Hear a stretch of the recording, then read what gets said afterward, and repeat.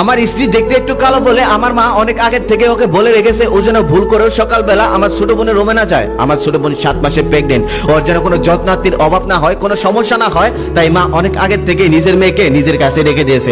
সেদিন হঠাৎ সকালবেলা আমার ছোট বোনের রুমে চিৎকার চেঁচামেচি শুনলাম। আমি দৌড়ে সেই রুমের দিকে যেতে লাগলাম আর মনে মনে ভাবলাম ওর কোনো সমস্যা হলো না তো। তবে গিয়ে দেখি আমার ছোট বোন আমার স্ত্রীকে বলতেছে, আমি বলছি না কখনোই তুমি আমার রুমে আসবে না, তোমার মুখটা দেখলে আমার মেজাজটাই গরম হয়ে যায়। তখন আমি আমার বোনকে বললাম, ওর মুখে কি এমন আছে যে দেখলে তোর মেজাজটা গরম হয়ে যায়, আর উত্তর রুমে আসলে কি এমন হয়েছে? আমার ছোট বোন কিছুই বলতেছিল না।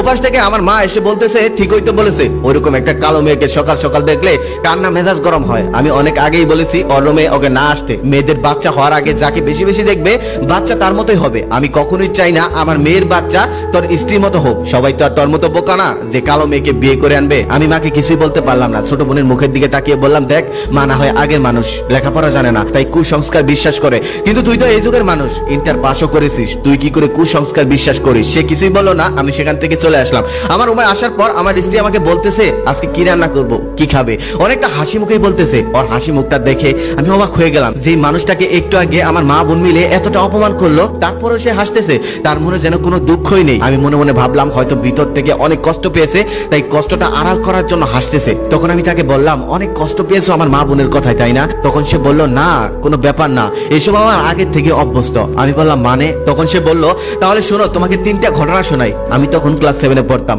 একদিন বৈশাখী মেলায় আমি একটু সেজেছিলাম আর শাড়িও পরেছিলাম। তারপর যখন বান্ধবীর বাসার উদ্দেশ্যে বের হবো, ঠিক তখনই পাশের আন্টি মুখ বাঁকা করে বলল, যতই মেকআপ করো না কেন, কাক কাকি থাকে, কাক কখনোই বক হতে পারে না। সেদিন অবশ্যই আমি অনেক কষ্ট পেয়েছিলাম, তবে সেদিন একটা জিনিস শিখেছি, কালো মানুষের শাস্তি নেই। তারপর থেকে আমি আর কখনোই সাজিনি। তারপর কলেজে ওঠার পর বান্ধবীদের সাথে একদিন রেস্টুরেন্টে খেতে গেলাম। সেখানে যাওয়ার পর সকল বান্ধবীরা সেলফি তুলছিল, আমিও সেলফি তুলতে যাই। তখন একটা বান্ধবী আমাকে বলে, তুই সেলফি তুললে তো সেলফিটাই নষ্ট হয়ে যাবে। তারপর আর সেলফি তুলিনি। তবে সেদিন আমি আরো একটা জিনিস শিখলাম, কালো মানুষের সেলফি তুলতে নেই। তারপর একের পর এক পাত্র যখন আমাকে দেখতে আসতো আর আমি কালো বলে আমাকে রিজেক্ট করে চলে যেত।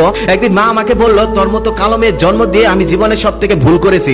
কত মানুষ মারা যায়, তুই কেন মারা যাস না? তুই মরে গেলেও তো আমরা বেঁচে যেতাম। আর বাবা বলেছিল, ওই অলক্ষী মেয়ে যেন কখনোই আমার সামনে না আসে। বলে দাও, যেখানে নিজের মা আমাকে কালো বলে আমাকে এত অবহেলা করেছে, সেখানে আপনার মা আমাকে অবহেলা করলে আমি কেন কষ্ট পাবো? যেখানে নিজের বাবাই আমার মুখ দেখতে চাননি, সেখানে তোমার বোন আমার মুখ না দেখতে পারলে আমি কেন কষ্ট পাবো? তার 1.5 মাস পর হঠাৎ করে আমার বোনের প্রবলেম দেখা দেয়। হসপিটালে নিয়ে যাওয়ার পর ডক্টর বলে, আজকেই সিজার করতে হবে, না হলে বাচ্চার প্রবলেম হতে পারে। ডক্টর আগে বলে দেয় রক্তের ব্যবস্থা করে রাখুন, রক্ত কিন্তু লাগতে পারে। তারপর একটা ডোনারও রেখেছিলাম, তবে তাকে যখন কল দিলাম সে বলল, আমি তো এখন ঢাকার বাইরে, এখন তো যাওয়া সম্ভব না, আপনারা একটু অন্য ব্যবস্থা করুন, রক্ত লাগবে ও নেগেটিভ। তারপর ও নেগেটিভ রক্ত অন্য হয়ে খুঁজতে লাগলাম, কোথাও পাওয়া যাচ্ছে না। এদিকে মা চিৎকার করে কান্না করছে। ঠিক সেই সময় আমার স্ত্রী আমাকে কল দিয়ে বলল, আমার রক্ত ও নেগেটিভ, তোমরা দাঁড়াও, আমি এখনই আসতেছি। ঠিক তখনই আমি মায়ের কাছে গেলাম, গিয়ে দেখলাম মা কান্না করতেছে। তারপর আমি মাকে বললাম, মা কান্না করতে হবে না, রক্ত পেয়ে গেছি, তবে একটা সমস্যা আছে। সমস্যাটা হলো রক্ত দেওয়ার মানুষটা হলো কালো। সমস্যা হবে না তো? বাচ্চা আবার কালো হবে না তো? মা তখন রক্ত চক্ষু নিয়ে আমার দিকে তাকিয়ে বলল, রক্তে আবার কালো সাদা কি? সবার রক্তই তো লাল, রক্ত তো একই।